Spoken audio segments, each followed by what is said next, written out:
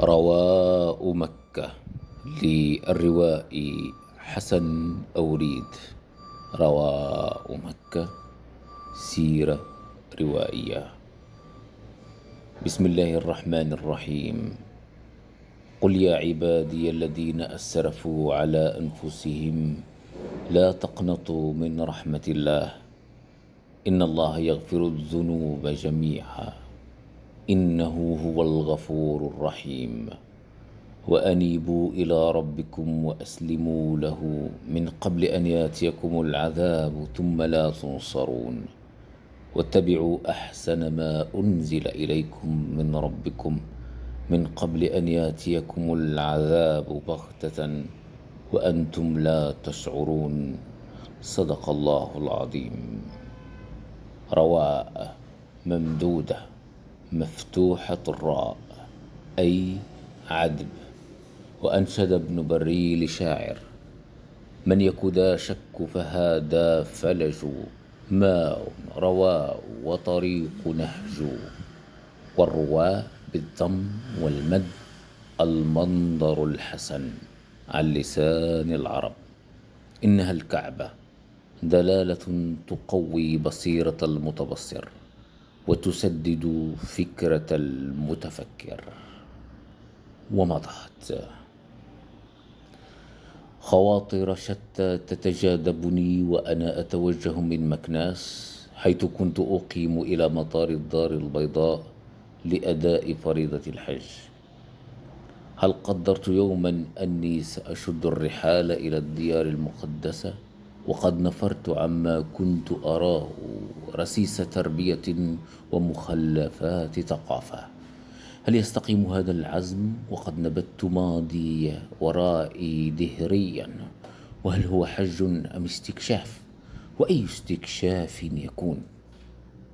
ألم أدفع كل الدعوات التي تلقيتها لأداء الحج متأدبا أحيانا متندرا أخرى مستشهدا بمقولة تنسب إلى أحمد شوقي وقد قرر الخديوي أن يبعثه إلى الحج: كل شيء إلا ركوب الجمال يا أفندينا.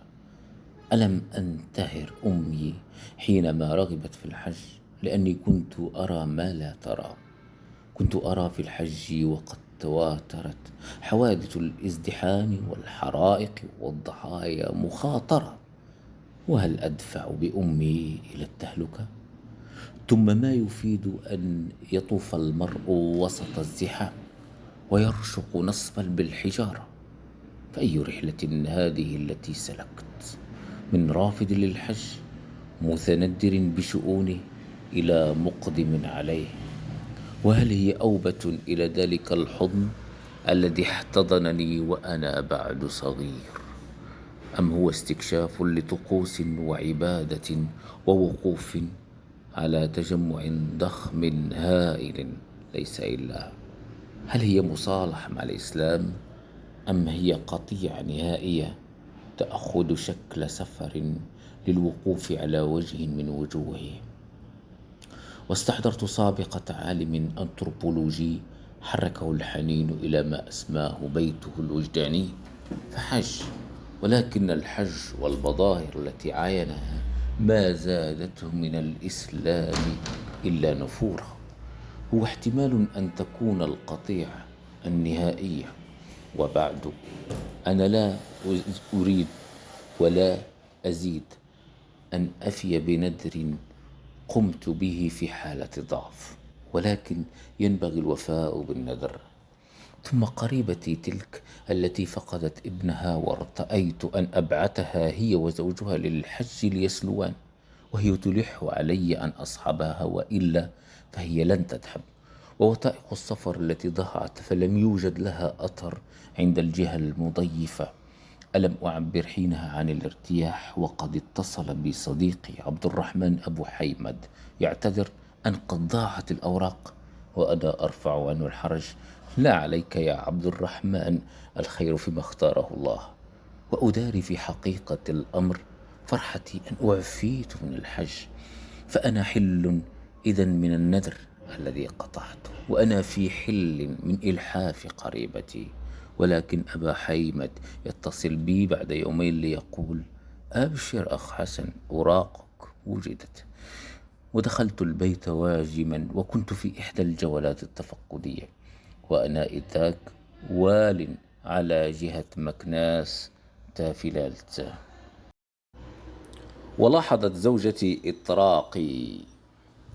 نعم، لاحظت زوجتي إطراقي، فقلت بالفرنسية: يبدو أن قصة الحج صارت حقيقة.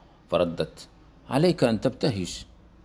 شعرت حينها بجسامة الأمر، فليس الحج عبثا حتى لو لم يؤمن به المرء، لا يمكن الهزء به.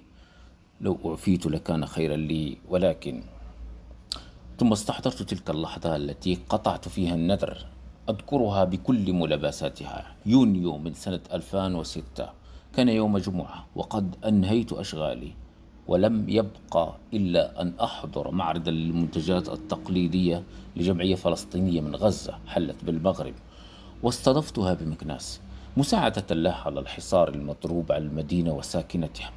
وأبى ساكنة مكناس ومجلسها آنذاك إلا أن يشتروا البضائع كلها جملة وبثمن جزافي فوق ما كان مطلوبا، يبتغون من ذلك مساعدة الشعب الفلسطيني. ثم شاهدنا فيلما وثائقيا يعرض للمعاناة التي يتعرض لها الفلسطينيون، وكان منها صورة طفل تعرض للضرب المبرح من قبل جندي إسرائيلي، فغلبتني دموعي. ثم اعتذرت للحضور، ولم أكن أخبرت أحدا أني مقبل على إجراء عملية. كانت تلك الفرصة الأخيرة للبرء من الآلام التي عانيت منها الأمرين لزهاء 10 سنوات نتيجة خطأ طبي.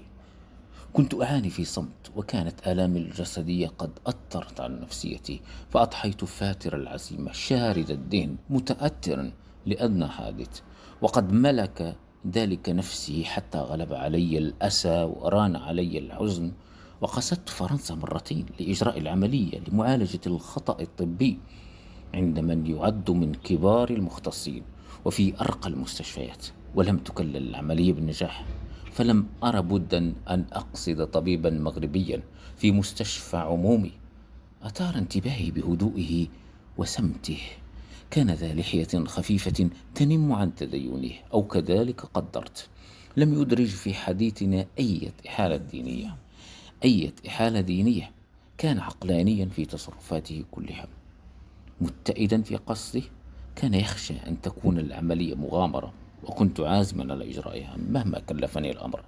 ثم غرت بعدها في مسؤوليات الإدارة الترابية بمكناس، وعلى رهان تنظيم ملتقى فلاحي بها.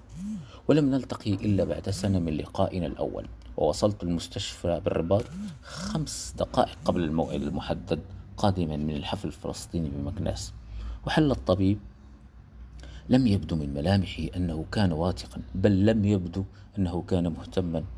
حضر في الموعد المضروب، ووصف لي مهدئات، ثم وعد بأن يأتي عند الغد على الساعة 7 صباحا، وعن ذاك الطبيب في الموعد. نعم، وعن ذاك الطبيب في الموعد كما لو هو ساعة سويسرية. لا أزال أذكر والليل بهيم وألام شديدة تعتصرني بعد العملية أني حاولت أن أمد يدي إلى ناقوس الممرضة، فلم أستطع لشدة الآلام وبرهق.